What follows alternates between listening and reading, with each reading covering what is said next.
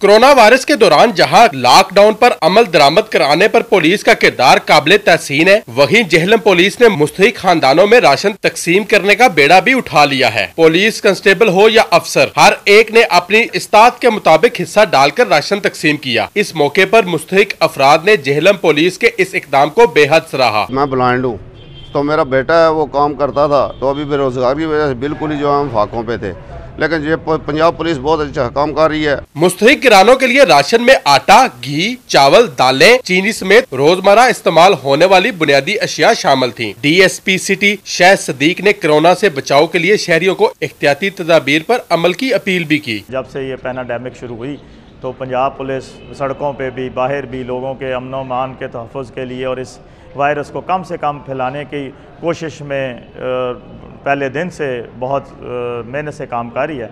इसी में पंजाब पुलिस के अफसरान और मतहतान और तमाम लोगों ने ये सोचा कि हम इन गरीब और नादार लोगों की जो इस वक्त इस मुश्किल का शिकार हैं, हम उनकी भी मदद करें।